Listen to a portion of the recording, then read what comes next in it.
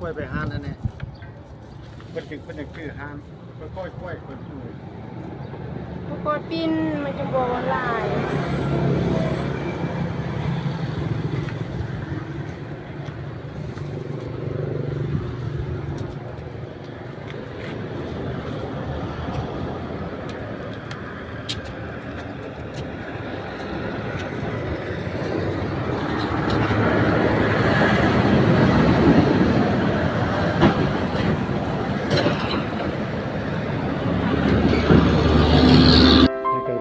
ที่สอนอยู่ในเรือนเลย